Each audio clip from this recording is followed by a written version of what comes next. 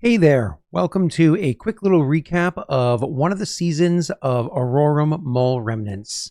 This was recorded as part of a live stream where we had to cancel the session, so things are a little bit crazy. It's all in the raw, same as always, but I hope you like our recap and our take on it, sometimes from the perspective of over a year since we played these sessions, and sometimes the emotions are very real. Anyways, hope you enjoy. Talk about Season 2.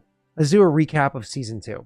Season 2, I'm going to read to you the names of the sessions so you can have them kind of like in mind as we're moving forward. Part 1, Part 2. What do I have these numbered wrong? Where's that? Would shock me. On Part 2. How long have we been live? 2 hours and 14 minutes. Yeah. Okay. Why does it say 7 months? Is your internet out so bad that you don't even have like a phone to tell your time anymore? Oh, these are just not in order. I just only have the phone screen, so I can see one thing at a time. Oh, yeah, they're in reverse order. Oh, that's weird. 10:14 Eastern. I hate when playlists appear wrong. Hey, chat, can you do me a favor? If you check up on YouTube, you don't have to do it now, but if any of y'all check out on YouTube and you see that the playlists are playing not in chronological order for a season, because I have all the episodes on their own individual seasonal playlists, but then it also have all the episodes in one big overarching playlist that does them all. If any of y'all see that any of the playlists are out of order, please just let me know and I can make sure I fix that, because it looked weird to me, but it's probably correct. Anyways, so let's talk about Season 2. And so I'm going to read you the names of the Season 2 episodes so to kind of like jog our memory, and then we'll go through this like memory lane here, if you will. So the first session is called Stones of Remembrance. And this is kind of like your characters, as a reminder, your characters heading west towards the mountains that are there. You kind of like bumped into the hobgoblins along the way. You found the cairns with the dead body inside of it, so on and so forth. Then there's a deluge. That was the huge rainstorm in the mountains. There was the long climb, right? Which was your characters kind of like going into the keep. There's doors opened, which was the one of your characters kind of, solving some problems of opening doors. There's Defying Gravity, which I'm very excited to hear Jake's, take on that one. That was a great session. There was Cold Comfort Licking Flames. We all know who we encountered at that point in time. There was Through Snow and Snow. Then there was Miles to Go. Part 1 and Part 2, I think, are the same session. They are. Then there's Miles to Go 2, right, which is another session, because it just took so long to get you guys, ahead, that trek back. Then there was the next session was finally Fuffin' Finally in Forvin, which is just my nice way of saying fucking without swearing on a YouTube title. Then Fuffing Finally in Forvin 2. Finally, there was Spending Downtime in Hodgwen. And finally, the series ended with The Winter's End, which was the end of the winter, because your characters spent, I think, months inside of Hodgwen prior to then setting out again. And that's where things like really started to ramp up. Those last two sessions of Season 2 really started to ramp up the Beltran situation over there. So let's kind of like go through this to the best of your memory. I'll start this off for you. Yes, you did meet Harveen and what's her name along Jaden along the way. Yes, Harveen, y'all liked at first, and then you said that he turned a certain way. No, yep. Harveen did not turn a certain way. He was pretending to be something he wasn't for a while and revealed his true colors. And you're like, oh, but they didn't really do any harm to your party before they left. They just kind of like... Not all of your character needs to reflect the DM. Y'all can go.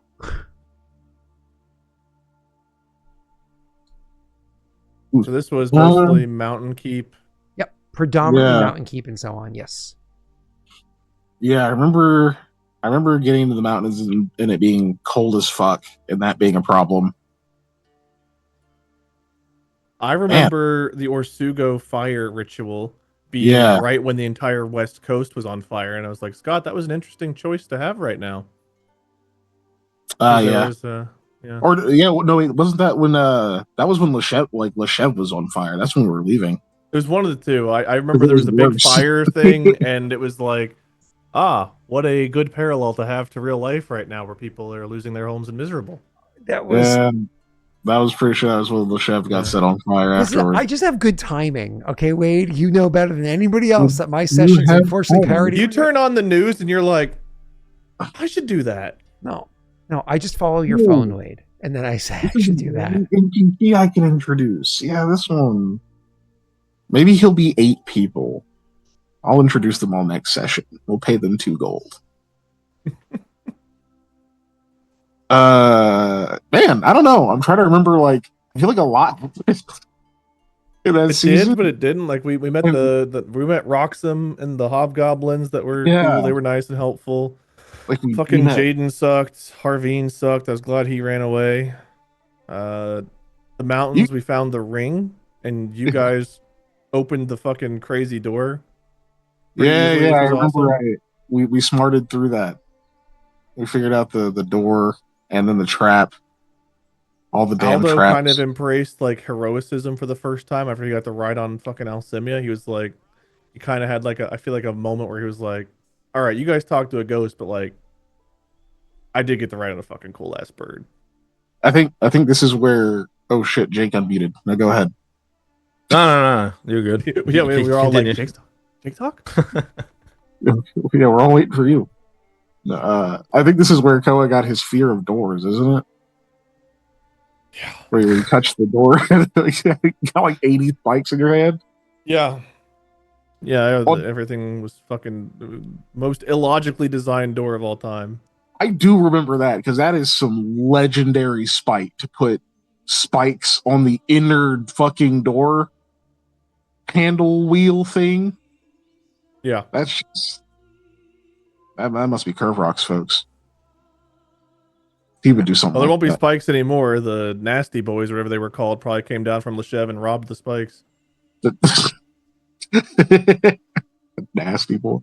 Robbed Curve Rock, came down. And not Bob's boys or Bill, whatever the fuck their name. Yeah, Bob's boys. Well, those Bob's are in the boys. Not Bob's boys, different group. No, yeah, I remember. Yeah, all the traps being fucking terrifying. Like literally every trap was like, "We're gonna die. We're gonna die." Yeah. Boulder, we're gonna die. The boulder trap was pretty insidious. That was a pretty bad one. I remember it only after it started. I was like, "Oh yeah, this happened to those other guys." Oh shit, I don't. I felt like a masochist because I was like, maybe Koa can take it. You guys climb up. I'll see if Koa can fucking take it. I'm so glad you didn't go with that. Yeah, me too. It's like I'll remember. That's the worst thing. I have like the worst memory. I'll be like, "Oh yeah, this happened in 1.0. I don't know how they fixed it." Okay. Even I'm like that. I don't remember how 90% of this stuff went. That's so relatable to me too, because I never even saw 1.0. I have no idea how they fixed or solved any of these things. The Mountain Keep was as frustrating as I remember the first time, though, which was, you guys had more magic too. We did. Yeah. Snowball, of course, being one of them. A lot more magic. Y'all solved it differently than the last crew, which made me happy. And I modified the traps than I did last time too. I do have to say that what I did differently this time for your crew that I didn't do last time for the other crew, because of the lack of magic, because your crew is different, I went through things differently. Also, the deeper development of the mole and their culture and the technology and whatnot. One of my favorite scenes from this, like moments, I should say, for you PCs, or I should say 2 of my favorite moments. One was when you were trying to open that outer bottom door at the keep, and there was that you had the 1 key, and then you had the ring, and you realized how it was to use those. And then like Jake just kept like rolling really well and coming up with like solutions or whatever it was. And like the fact that y'all were able to pick that lock the way that you did and resolve that one, that was pretty cool. And you're rewarded with a lot of death traps. And then after that, when you finally get to the top, you got across a stupid pit trap and all that fun stuff. Then there was the door that was right there. And then there was the puzzle on the door. And that was like, as a DM, I'm always, this is why I don't do them very often. I'm always like reticent to give puzzles to my PCs, because when you give puzzles to your PCs, sometimes you can give them like a children's puzzle and it leads to like just chaos and doom because they can't figure out what in your mind should be simple, but we're in different seats here, right? And then sometimes you can give them like a moderate to legitimately difficult puzzle, and they solve it so quickly. You're like, why did I spend that much time on this puzzle? It's frustrating. Like, I'm happy that they got through it, but like, I wish I gave them some more pause. Mary Had a Little Lamb gave them an extra hour longer than this did, right? I put a decent amount of effort, as I think you guys saw, in that puzzle, and I got an immediate return on investment. You spent a considerable amount of time. There's a lot of logic put behind it. You're able to solve it without being penalized. I don't think anybody got like any penalties. Like you never even got it wrong. Like it just went so. Like I don't think I've ever, as a DM, had a better puzzle to solution moment. I've had another scenario where it was like it played out like beautifully, but not because it went well, just because like it was funny to me. And that was a different Aurorum game where one PC got like the puzzle from Die Hard 2, and this person, the PC was Cell. It's too young to have ever seen Die Hard, so legitimately just did the math and figured it out, which was awesome. Love Cell. Took about 10 minutes or whatever, and he figured it out. One PC got like a Gollum riddle and solved it in literally like 3 seconds. That was Jake. Wow. Jake was like, wait, I know this. Fuck you. It's this. And then one PC got the old riddle of you have like a chicken fox and you have chicken feed on one side of the river and a boat, and you can only bring one at a time to the other side of the river. How you solve it, but like D&Dified. And that PC just chose to attack the fuck it, just started attacking. Did the fucking Guardian not just cut through it? Yeah, it was just awesome. And so like, but either way, you guys did it beautifully. And so like for me as a DM, like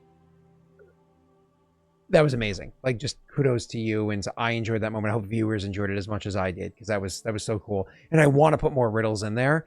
I'm just again reticent to do so because you're never going to get magic. You don't strike oil twice or gold twice, or whatever that term is. So lightning the ball or whatever. Yeah. Also, puzzles I'm cool with, but I've seen what you think riddles are.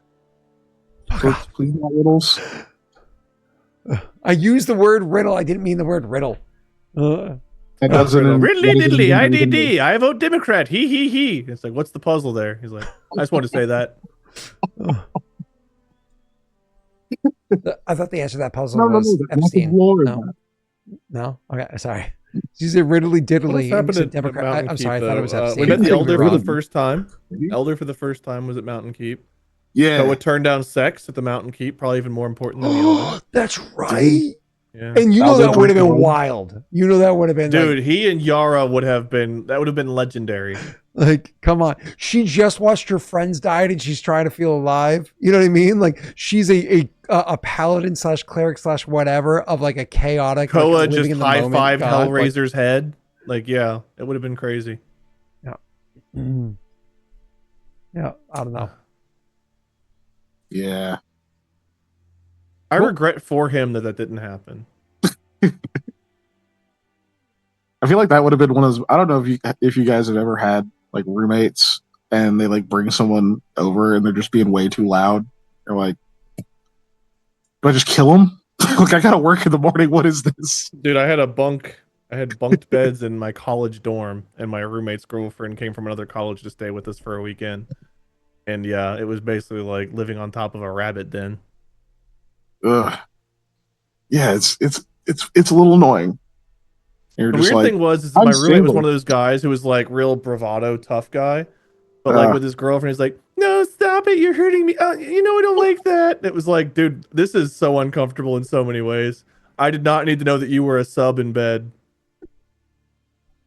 I mean, do you want to hear what it was like for me with one of my former roommates? Or do you want to hear some of these stories offline? Because they get pretty... No, I'm good. Yeah, I've lived with some people.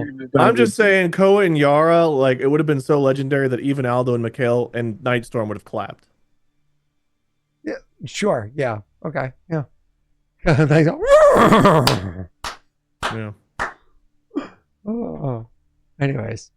What happens? Aldo drank blood. I remember that happened. Mm-hmm. That was right before Jake's old character got murdered, and Scott thought it was a gift to the audience. You're welcome.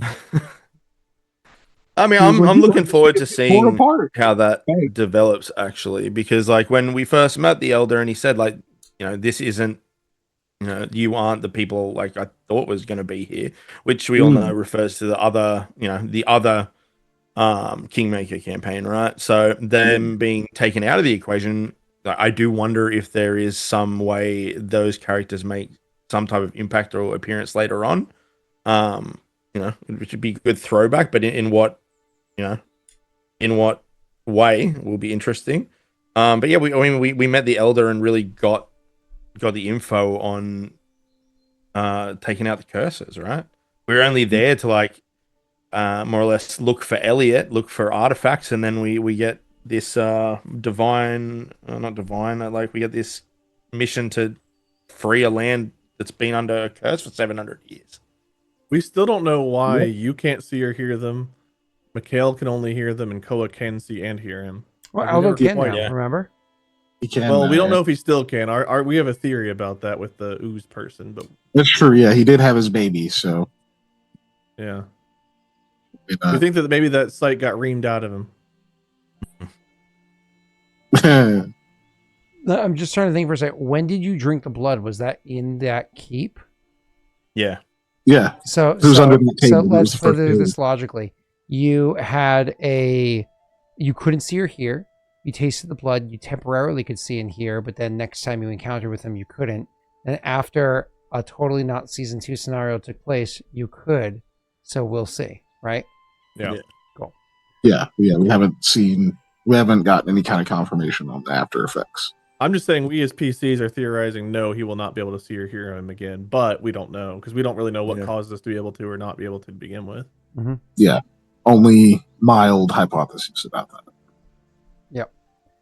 The original crew, there was only one Perrin, and so that person got visions, and then it just kind of like played out differently. But, yeah. Cool. Okay, so you were at the keep. You went to the top. You spoke to the elder for the first time.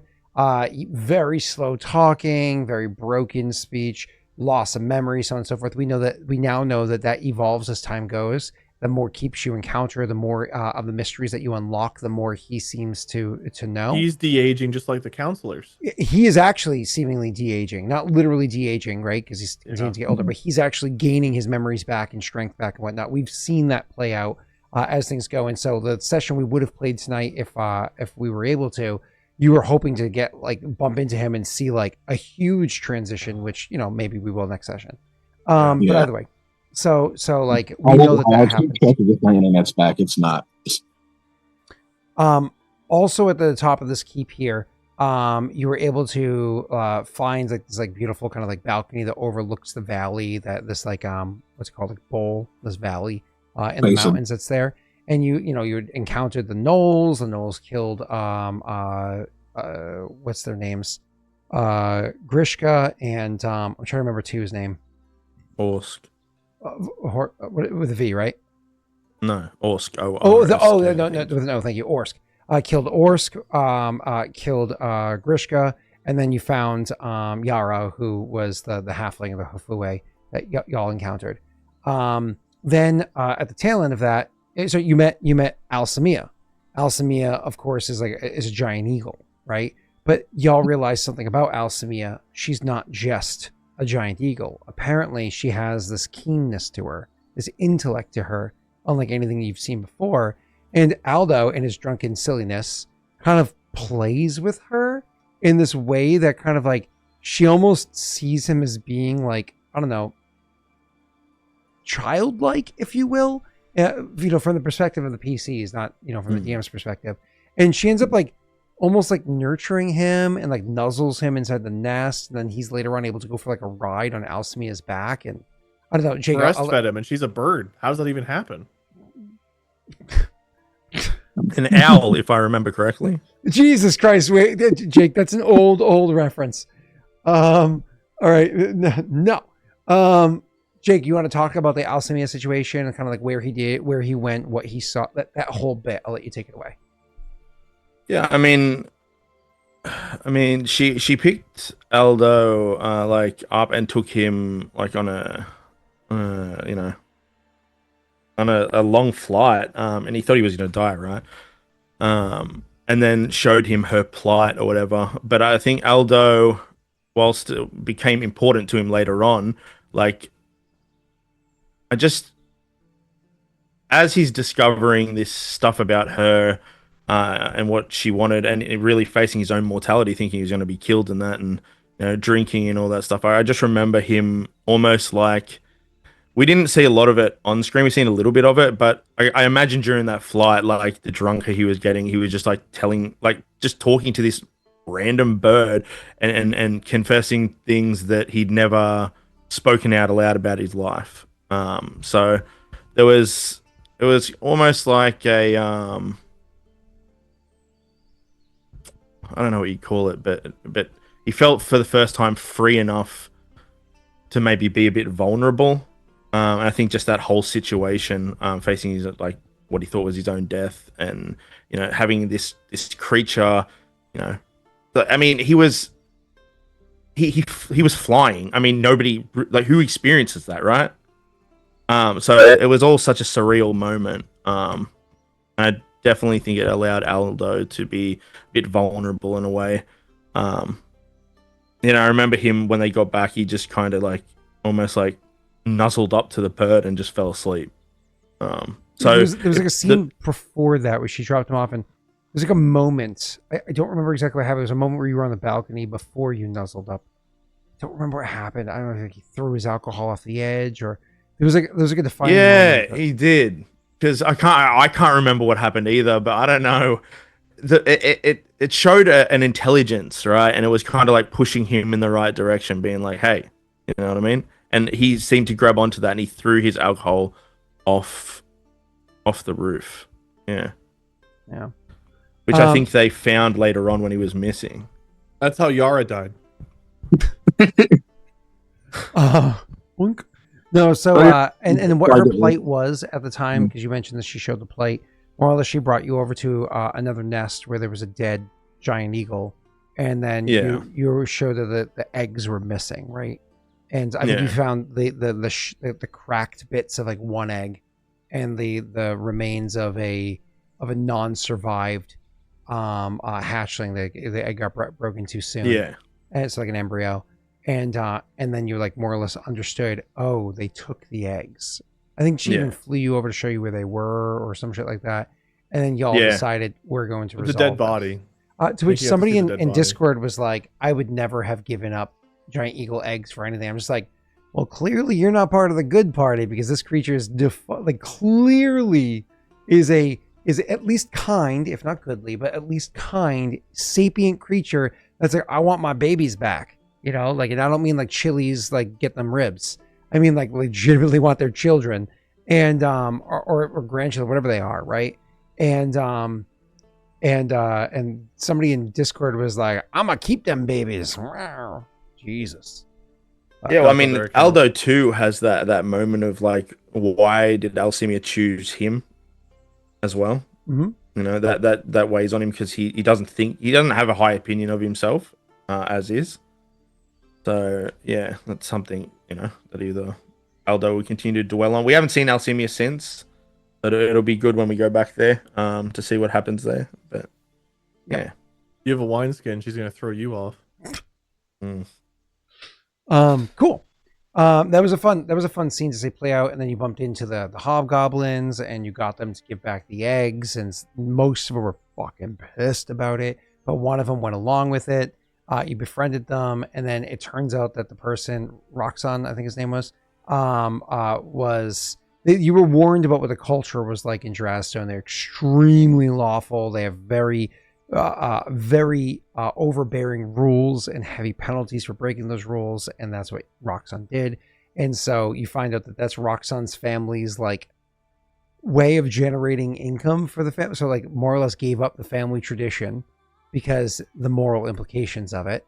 And then also is now serving time in prison for having done this. And like, I remember your characters being like, Jesus, we did the right thing. And now there's like, one of his eyes?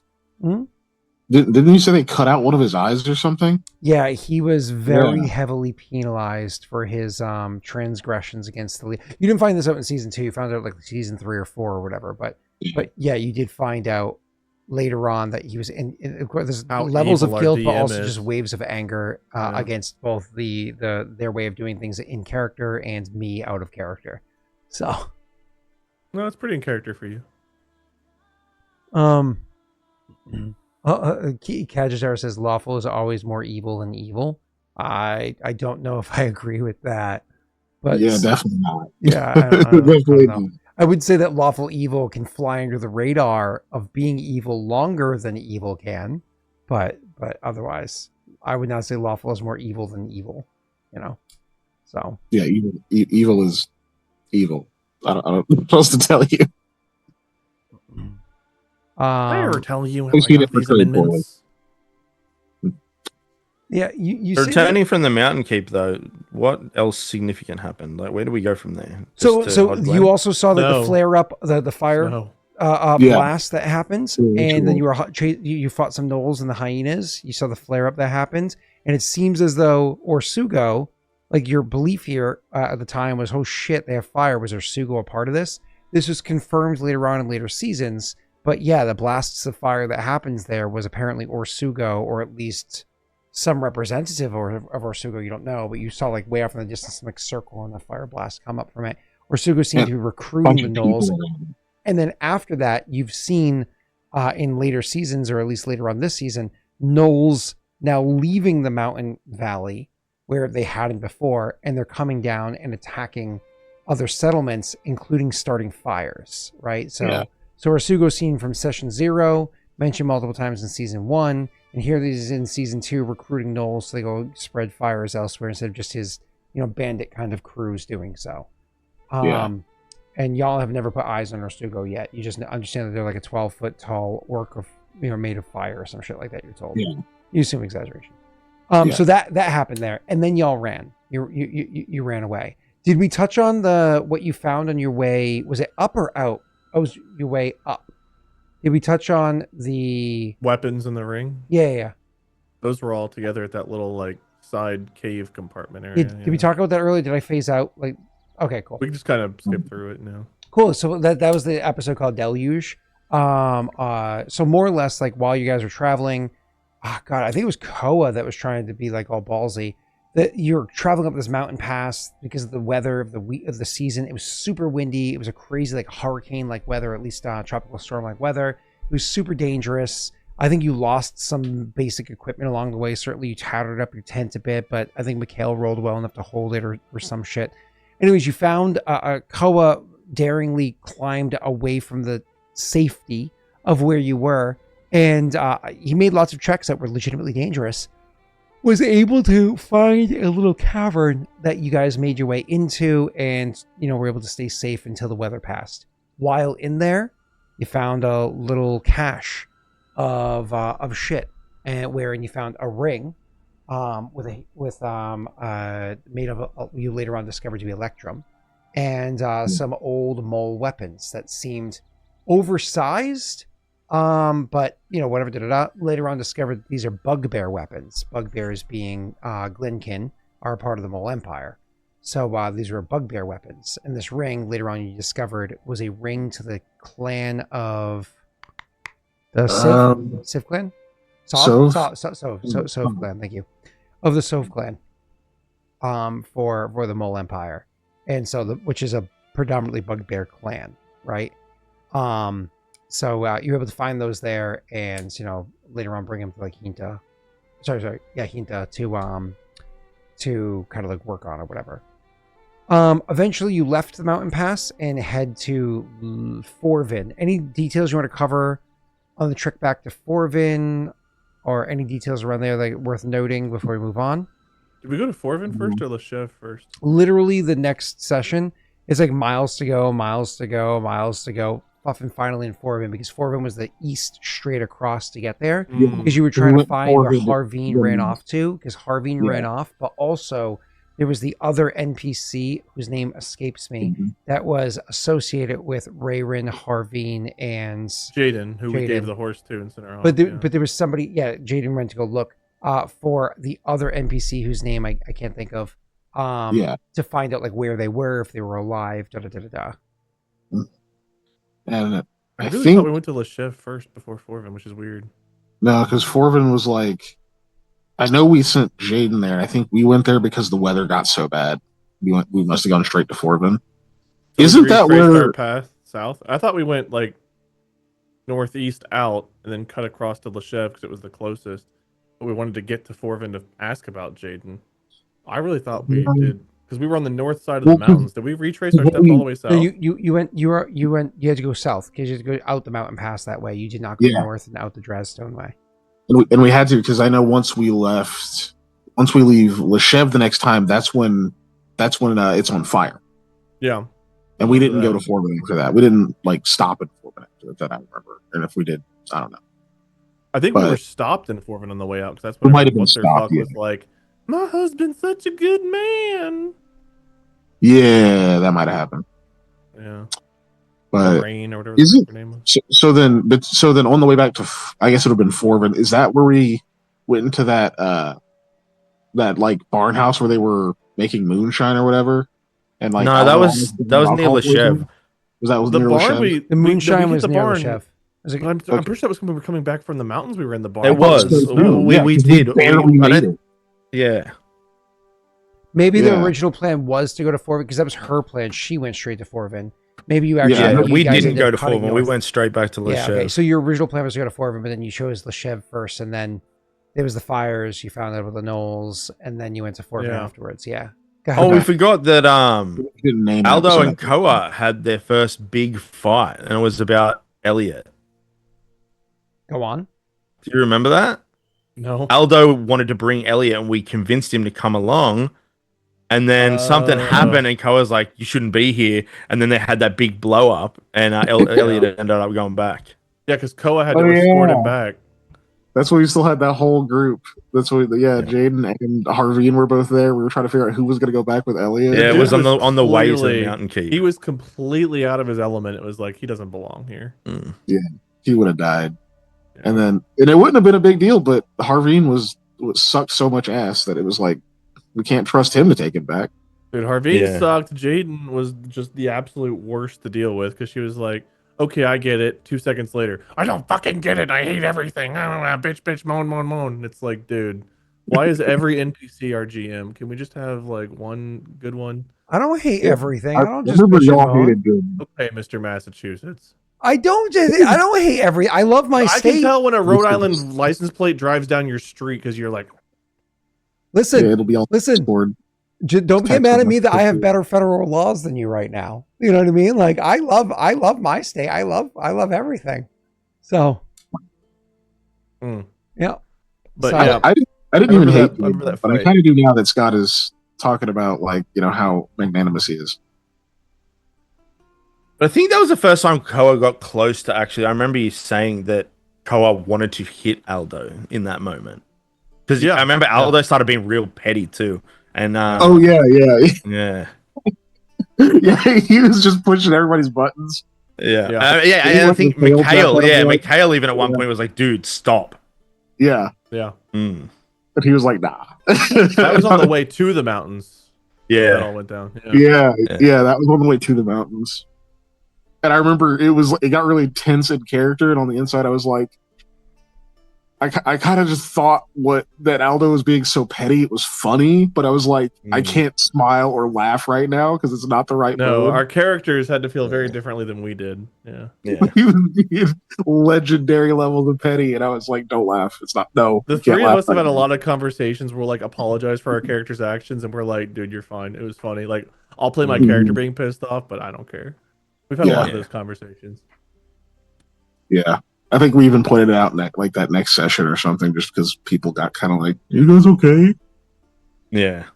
When was the book thieving season 2? No, that's season 3, which I'll be happy to get to that. Yeah. I think the other thing in 2 was I think when Aldo almost died of alcohol poisoning, that was pretty crazy. Yeah, was Aldo the one that had hypothermia as well? I think it was, right? Yeah. Had hypothermia on the way and then nearly died of alcohol poisoning on the way back.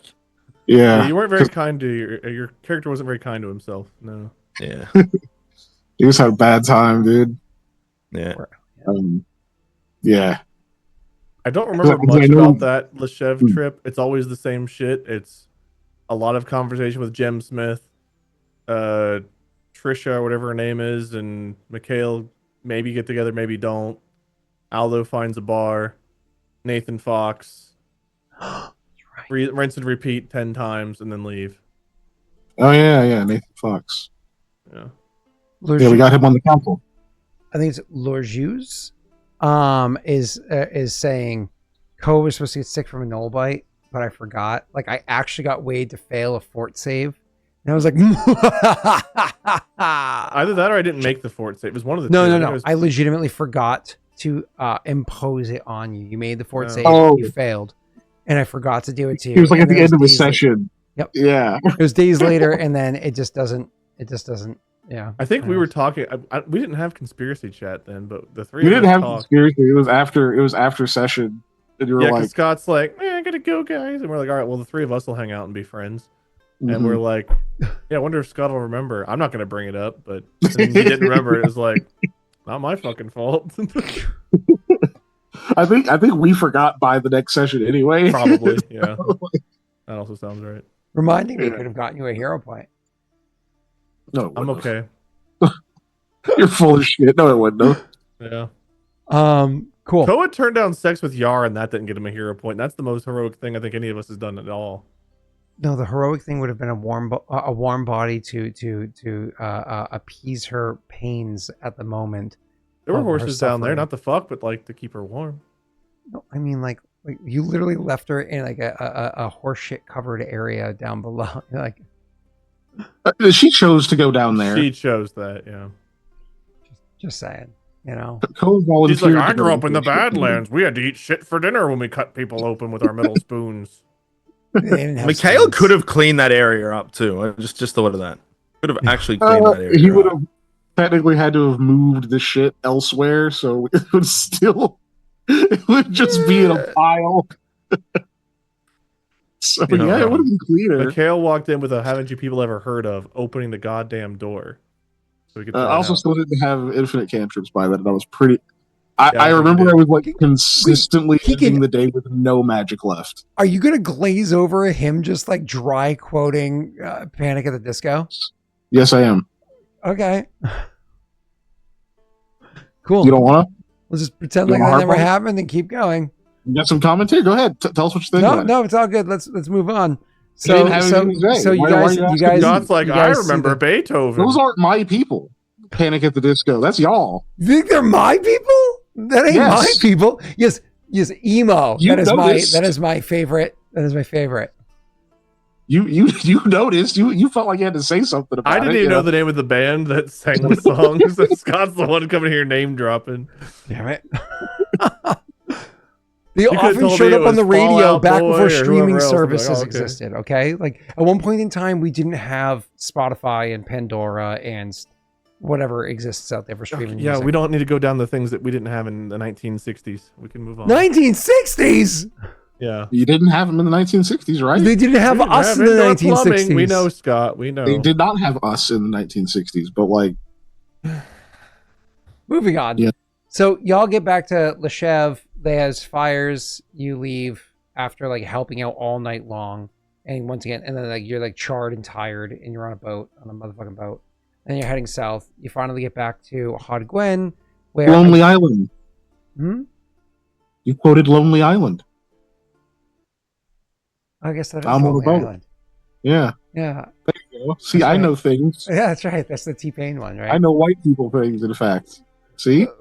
Why does it have to be T-Pain's in it? Why does it have to be white people things? T-Pain could be in white people things. Yes, but white people can be in things that don't have to be defined. Are you saying he can't be? I think it's anything I do here is just me shoveling, right? Like, yes. Yes. Which is also white continuing to move on. Boiled goose. Wade's response was just smile, nod, say nothing. It's probably the right move.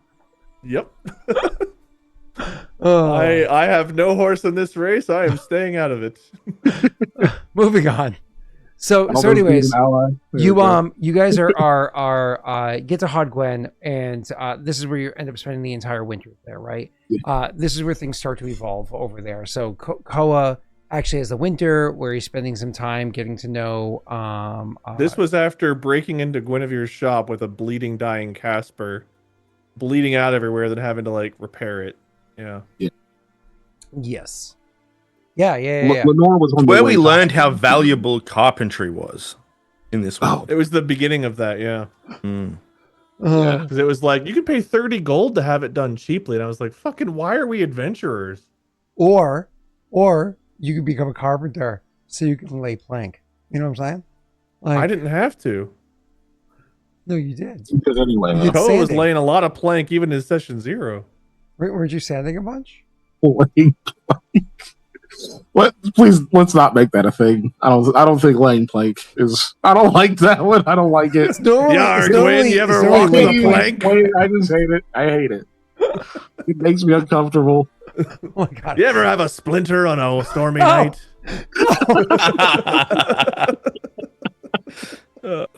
Oh god! I don't want to detract, but why did you have to kick the door in with Casper again? Who attacked him this time? He was that time. I don't remember, but he was like bleeding That's out. what I mean. He's been attacked so many times. I just don't remember why he was injured that time. Scott was like Phil's arrow ricocheted off of Kethrel and came and hit Casper in the face or something. I don't remember. Oh yeah, wait, no, this was the time we got back to the hideout. He was like buried under like debris hiding or something. Yeah, he was unconscious. No, this wasn't. Remember, man. This wasn't that one? Hold on, wait. This wasn't the time that he was shot outside the hideout, because this is before you had the hideout. Oh God, wait, hold on. So you must have. So you meant when? Well, so what happened? That might have been a season 1 thing that Casper got hurt, because when we came back to the downtime, that's when Koa was repairing her shop. It was like the follow up. Yeah, because you were standing throughout the winter, getting familiar with her, so on and so forth, building that foundational items. It was the second time Koa and like Gwen ever interacted was with Casper, and then the third time was he came and was helping her fix her shop, and that's when the romance kind of started to bloom between them. Well, it's also when you came back that you realized that Beltran was announced the captain of the guard, and that Beltran was starting to make some fundamental changes that you're growing accustomed to, if you will, during those months that you spent there. Not comfortable with, not used to, but you grew, familiar with. The changes. We glossed over the fact that we started with really nice bank accounts in season 1. So moving on, you Beltran had become the captain of the guard, and this is where like the plot really starts to build up around Beltran here. So the overarching item for season 2 was really kind of like it's getting familiar with the keeps and like kind of like what's going on there. Didn't you also did you visit it wasn't season 2 where you made your first visit to when did you meet Kethrel? Was that not? That was the bandits, with the bandits before we even did the slavering. He was in the woods whenever we hunted the bandits. That's right. It was during season 1. Was near the the ruin, where the ruins start. Yeah, I said this during the season 1 recap that when you were with the bandits and you found their camp that you inevitably end up using multiple times, that you had gone to the edges of where that keep was. We didn't touch on the fact that you met Kethrel at the time, but you met him there. So you return back here and you start doing some like digging or whatever it is around Hodgwen, getting yourselves familiar, and like really getting familiar with it. And again, Beltran kind of like gaining in power. I don't think there's anything major to go over left at this point. So before we go over to questions from chat, which I've written some down as it went along, I copied some over as it's gone. Any kind of like final thoughts or overarching like details that any of y'all want to go over before we kind of like wrap up and go to the viewer questions for season 2? I think season 2 is when Koa definitely became the moral centerpiece of the group and really started like instituting that everyone else was going to be moral like him. I think that's when he became a lot pushier. It was like, okay, and we're roaming around now. we're chosen to go to these keeps. We can see the elder, or Koa can see the elder. We've stopped the slavering. We're calling ourselves the valiant few. Now he was like, we're going to live up to that. I think that was a lot of season 2, was him kind of taking that unassigned or unvoted for role in the group. Yeah, it's self-appointed role. Yeah. Yeah. Keegan. Yeah. And then Lenore happened. I think that season that was on the way to Hot Glen. Mm-hmm. He became an issue. I hope she didn't make it back from whatever her trip was. She did. Fuck. Yeah, Mikhail actually got a letter talking about her. Well, Yep. I think she's back at my home talking shit. Yep. Yeah. That's Jake, it. you unmuted for a second. I don't remember. Fuck. Cool. Anything else, Keegan, to go over? Are you good? No, I just wanted to bring up Lenore as foreshadowing for when we get to season 4. Yeah. Yep. No, fair. Aldo, or Jake, sorry. Is there anything that you want, any overarching items for season 2? Any things to touch on? I don't think so. Season 2, Aldo was still rather self-destructive. And like Wade said before, Koa kind of assumed the mantle of like leader, and Mikhail and Aldo more or less just kind of went along for the most part. But in for this season, no, I don't really think I have anything else to add. Cool. Then let's move on to questions from the. Is there any final points for me before I go into questions? Again, I already said my point earlier. I hope that the next time I put a proper riddle in front of you guys, or puzzle, I should say, in front of you guys, that it goes a 5th as well as that one did. That was a lot of fun for me. It seems like the viewers really liked it, both in chat while live and in YouTube afterwards, and who reads comments from Spotify. So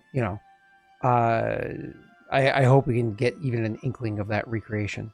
So some of the questions that came from chat along the way, one of them I'm going to touch on first, because we're not going to talk on this too much because it's a big spoiler for season 5. We're not covering that as early as season 2 because if somebody's watching and listening, we don't want them to have spoilers later on. So just to kind of sum this up, it's talking about to boil it down to something we're not going to get too into. Somebody was asking what were my thoughts given what we know now. What are my thoughts about when Koa and Gwen were becoming a thing?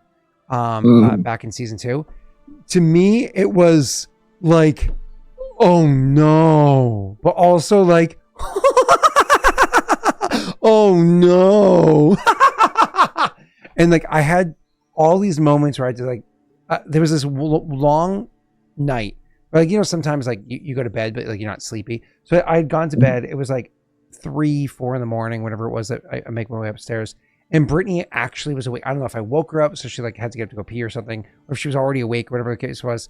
But Brittany was awake, and instead of me being all right, good night, and going to sleep, we sat there for 2.5 hours until the sun started to rise, so I can talk to her about that whole thing and other tangenty things around it and beside it and plot stuff, and she's just kind of the fuck. And it was just it was a great moment for me with my spouse, kind of being able to talk about a whole bunch of details.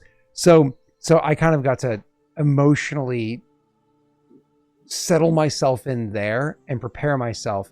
Now, Jake's random DMs needling me for the months to come afterwards, that I was not prepared for. And literally every time, if you watch great moments, if you're ever watching on YouTube or whatever, watching great moments of their interactions or interactions in general, sometimes you'll see me removed from the scene, just get a shit-eating grin or just big facial reactions that don't make sense for the scene. It's almost definitely Jake DMing me. So that's all I gotta say. All right, don't want to touch on it more than that. So questions from the crew here. What y'all like most about the mole design? So what you guys have experienced with the mole, so on and so forth. What's your favorite part about or what do you like most about their design? And because this is kind of a vague question, I will open this up to whether it be a cultural aspect of them, not the slavery part, but a cultural aspect of them, their like architecture or engineering, maybe what we even know later seasons about like faith or so on and so forth. What do y'all like? I mean, their architecture is mostly trying to kill us. So, okay, that's a tough one. Jake, I'll let you go. This is a tough one because I'm like the thing that stands out to me. I don't know if we've exactly covered we have a little bit, but I don't want to say because it'll come out more later on. But just their adaptability and their wanting to change not only the environment and things but themselves, I guess. For me, it's the mystery of all of it.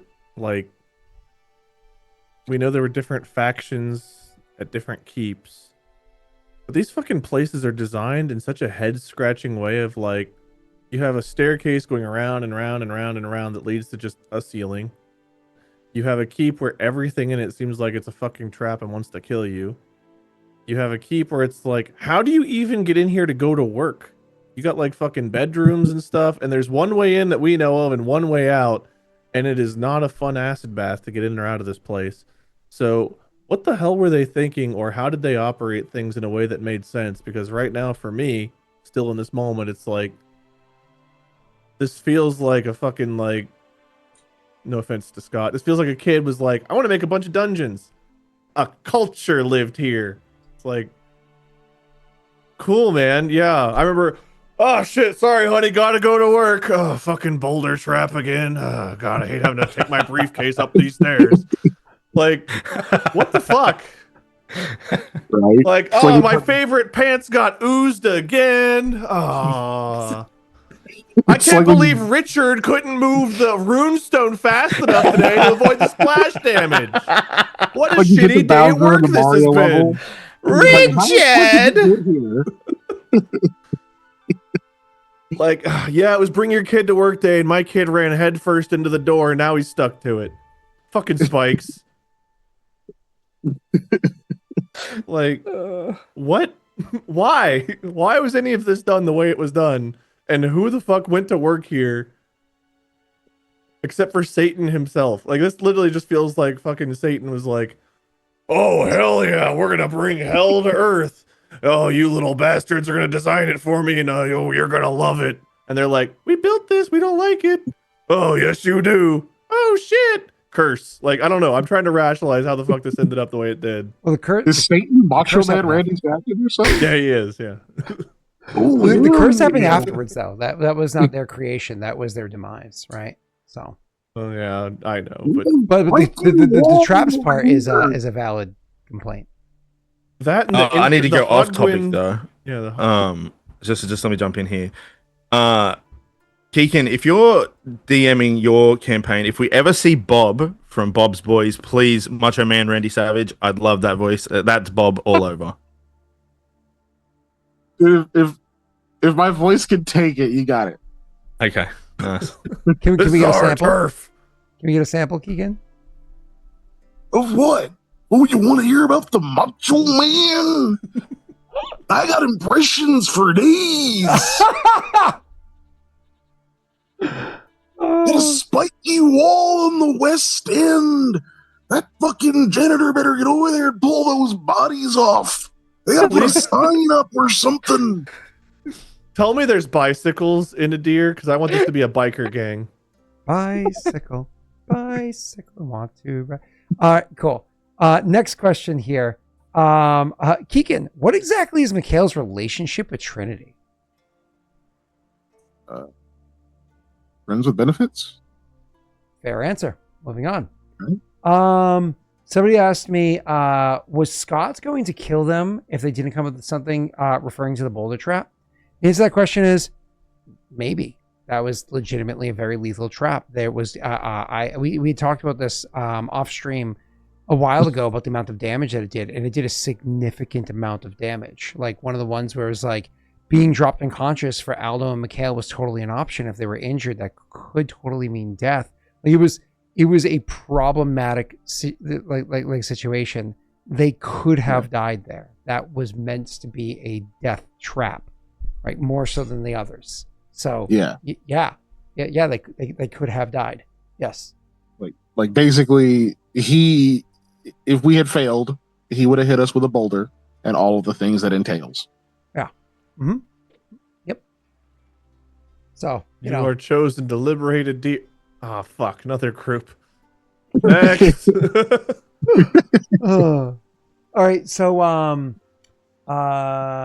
moving on from there. Let's see. Somebody asked, is Orsugo the de facto leader of the Free Folk, or or is it like a war band made mostly of Free Folk? Actually has nothing to do with the Free Folk whatsoever. Orsugo is entirely unrelated to the Free Folk. 100%. Are there people that may have at one point in time been a part of the Free Folk, or had they met the Free Folk prior to meeting Orsugo's bands, they would have joined them instead of Orsugo's bands? Yeah, maybe. The Free Folk are known for taking in just kind of like the ragtag of anywhere, so long as they're not like complete and utter pieces of shit. I think Orsugo's like, I like shit. And then, kind of goes from there. So unrelated to the Free Folk. And we'll learn more. Or when we run into Orsugo, like there's a big confrontation, then you just hear like there's all these Free Folk behind him, and then you just hear like, "Hi, Koa," and it's like Koa's mum, and his dad's back there. He's got a brother or takes something. Off a mask, like, hey. It's also Guinevere. Moving on. He's gonna take off his mask. It's Nightstorm. Oh, it's Night Fury. It's Stormwind. Nightstorm's got a tattoo that says, "Mikhail, I dare you to feed me an apple." Snaga asked, for Scott, what do you think would have happened if the party actually brought Elliot along with them to the mountains? Were you worried about it? The simple answer to that question is he probably would have died. Or gotten in the way and led to somebody in the party dying or getting very, very injured. Imagine if they were trying to solve the boulder problem and, you had him in the way. Like, he is not an adventurer. He is not meant for that kind of work. He absolutely can decipher things and help with those kind of like puzzles and whatever it was. Absolutely has expertise in that. He is not meant for the danger zone. No, leave him with a book somewhere or on a dance floor with a glass of wine. Like, not meant for adventure. Probably would have died or caused undue harm to the party for having brought him. Fun fact, though, Danger Zone is now Koa's new nickname for Guinevere's net. Moving on. Okay. Wow. Moving on. So, anything? I think that we're getting kind of the rest of these questions feel post season 2, so I can't really ask them right now. One of them, I guess I can. Jake, this does kind of like tip the hand of seasons 2 and 3 stuff so far, but I'm fine with tipping this hand because it's not like a crazy spoiler. As from Snaga as well, for Jake, after leaving the mountains, Aldo tried to stop his drinking addiction, but struggled. Is he still trying to break that addiction? I know the answer to that question is yes, because he's had multiple times of trying it to the point where the party has yelled at me, PCs and like off game and on game have yelled at me. Dude, there was a moment where Jake was literally like, "Yeah, Aldo throws away his alcohol," and then Jake stepped away, and literally you were like, "Yeah, Aldo went to the bar and was drinking. He was on a bender or whatever," and we're like, "Really?" Because that seemed like a big thing for Jake this particular episode, playing Aldo, that he was not doing. That's fascinating.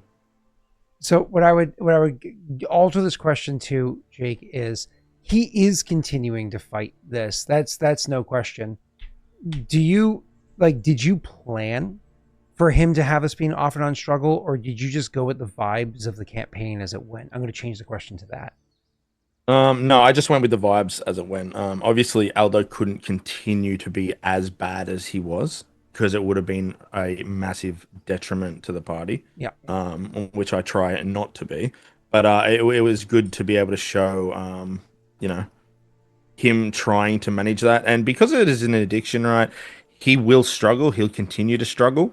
But if you see Aldo, he never always drank, and you'll see, like you're seeing now in this later parts, like Aldo when he's not drunk can be very dangerous in certain ways, and I suppose he's kind of moving away from the need to always be inebriated to finding his. He knows he's useful, but he doesn't have to just hide behind the pain anymore, right? So he'll struggle with it for probably many seasons to come, as you know, people do. And there'll be times where he, doesn't indulge, and there'll be times where he just goes off the rails, depending on what happens in the campaign. But he's definitely, with this group, he's making the attempt, right? I hope you like that recap. Please take a moment to leave a comment on what you thought of it, what your favorite part of the recap was, if maybe we missed something, got something wrong, or if you would like to see some sort of evolution of how recaps are done.